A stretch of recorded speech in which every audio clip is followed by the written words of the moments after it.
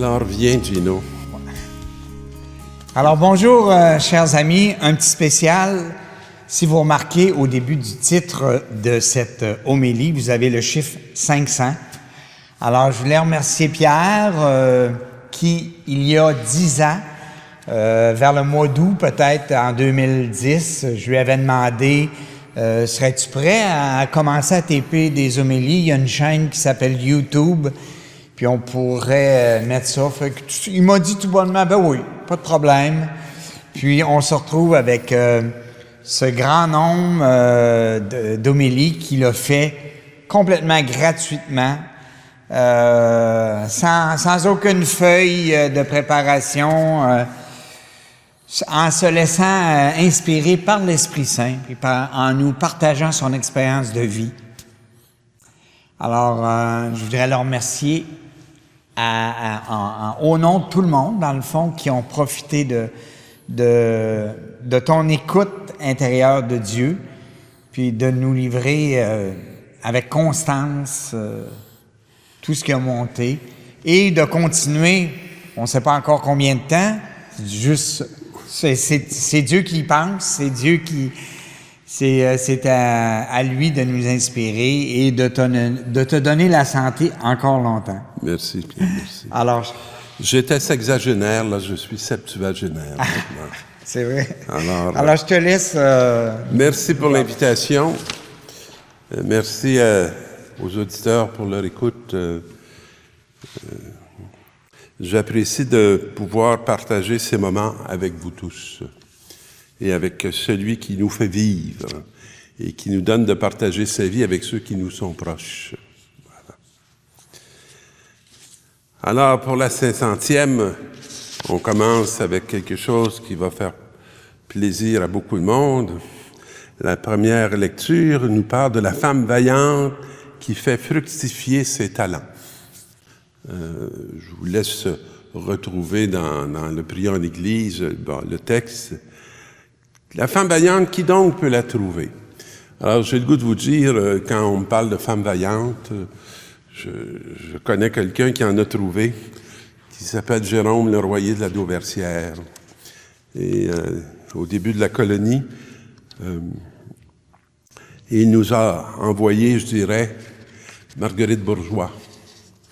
C'est une femme créatrice, beaucoup de création en elle. C'est une femme audacieuse. C'est une femme qui avait un grand amour de Dieu. Mais il faut penser que l'amour de Dieu, c'est aussi l'amour de son corps qui est l'Église. C'est l'amour des frères et des sœurs. Et c'est une femme qui a fait face à la traversée de l'Europe pour venir ici, implanter la foi chrétienne, la foi catholique, parce qu'elle était catholique. Et il y avait aussi, qui l'avait précédé ici, Jeanne Mance. C'est une autre figure majeure dans l'histoire de notre pays. Et si on jalonne l'histoire, on s'aperçoit qu'il y a eu Marguerite Diouville, qu'il y a eu de nombreuses femmes qui étaient remplies de ce dont parle la première lecture. Et moi, personnellement, dans ma vie, j'ai profité de femmes aussi qui m'ont été très précieuses parce que elles ont décidé de voir à ma formation sacerdotale. Pas de façon officielle, pas nommée par l'évêque, mais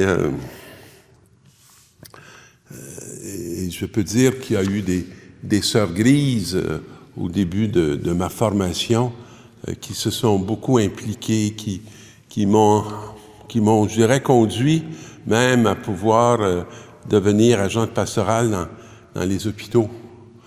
Qui ont eu le souci que j'apprenne l'anglais, fait qu'ils m'ont envoyé travailler aux États-Unis. Alors, des femmes vaillantes dans nos vies, lorsqu'on ouvre nos yeux, on en trouve une multitude.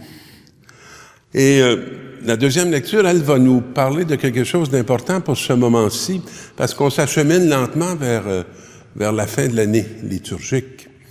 Et soyez vigilants pour attendre la venue du Seigneur.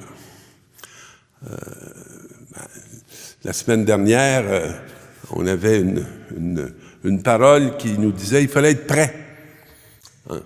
Il y avait justement des femmes qui n'étaient pas prêtes à l'heure où l'époux est venu. Alors, c'est important d'être prêt lorsque l'époux vient, parce qu'habituellement, il vient à l'heure où il y a un cri dans la nuit, et à l'heure où on va devoir expérimenter une expérience, je dirais, de mort. Et sa venue va faire que la mort va devenir un chemin de vie, et pas n'importe quelle vie, de vie éternelle. Vous savez très bien que le jour du Seigneur viendra comme un voleur dans la nuit. C'est ce que nous dit la deuxième lecture cette semaine. Quand les gens diront « Quelle paix, quelle tranquillité », c'est alors que tout à coup, la catastrophe s'abattra sur eux comme les douleurs sur la femme enceinte. C'est une belle image, parce que les douleurs sur la femme enceinte, c'est pas pour détruire la femme enceinte, c'est pour livrer une vie nouvelle. Et alors, c'est des moments importants qui sont dans nos vies. Est-ce que la pandémie, est-ce que le COVID nous fait livrer une vie nouvelle? Ou est-ce que, dans le fond, on se replie, on s'attriste, on se vit comme des victimes, alors que l'occasion nous est donnée pour montrer ce que l'on a dans le cœur, ce que l'on a dans l'esprit. Hein? Livrer au monde un témoignage de confiance et de joie de pouvoir compter sur la présence du Seigneur pour faire route dans cette dure réalité. Mais cette dure réalité qui peut-être est capitale pour que notre monde ait un meilleur avenir, parce qu'on va redécouvrir les sens profonds de certaines choses qu'on a peut-être oubliées, et qu'on a oubliées collectivement, pour ne pas dire qu'on a oublié planétairement. Alors, soyez vigilants pour attendre cette venue. Et dans l'Évangile, Jésus parle de sa venue. C'est sûr lorsqu'il en parle, il en parle aux gens qui sont devant lui. Il en parle dans une situation très concrète. Et là, il parle d'un homme qui partait en voyage et qui appela ses serviteurs et leur confia ses biens. Moi, je pense que Jésus, il voyait arriver son jour, là, son heure. Puis, il savait que ses disciples, ils resteraient seuls, en tout cas sans sa présence physique. Et il devait avoir un grand souci de les préparer. Hein, de les préparer et de leur confier son bien. Moi, je peux vous dire que je le fais pour mon fils, parce que je sais que un jour je vais partir et il sera pas, il n'arrêtera pas d'avoir un handicap ou d'avoir les réalités qui sont les siennes. Mais je suis soucieux de préparer des présences significatives pour lui, dans lesquelles il pourra continuer à s'accomplir et aussi à trouver une paix, une sécurité, parce qu'il y aura des gens qui l'aiment et qui l'aiment lui aussi. Alors, avant de partir, cet homme-là, dans la parabole d'aujourd'hui, donne une somme de 5 talents, à un autre 2 talents et à un troisième 1 seul. Alors, la quantité des talents ne semble pas si important que ça. Il en donne. Et il part. Et c'est intéressant parce qu'il dit, il va donner à chacun selon sa capacité. Alors, nous avons tous des capacités de pouvoir faire fructifier ces talents qui nous sont confiés. Et il partit aussitôt, celui qui avait reçu 5 talents s'occupait de les faire valoir et en gagna 5 autres. Il a doublé la mise. Puis, celui qui avait reçu 2 talents en gagna 2 autres. Il a doublé la mise. Puis, celui qui n'en a reçu qu'un creusa la terre et l'enfouit l'argent de son maître. Alors, il n'a rien de plus à remettre. Celui qui avait reçu 5 talents s'avança, apporte les 5 et dit, « Seigneur, tu m'as confié 5 talents, voilà, j'en ai gagné 5 autres. Très bien, serviteur bon et fidèle, tu as été fidèle pour peu de choses. » Voyez-vous, c'est pas ça qui est précieux. Ce qui est précieux, c'est de faire fructifier. Alors nous, est-ce qu'on fait fructifier? On peut reprendre le même mot, hein, talent, nos dons. Pas ceux qu'on s'est donnés, ceux qu'on a reçus du Seigneur. Alors, est-ce qu'on les a fait fructifier dans l'Esprit Saint? Est-ce qu'on les a partagés avec nos frères, nos sœurs, tous ceux qui avaient besoin de nos talents? Est-ce qu'on a été capable de les offrir gratuitement?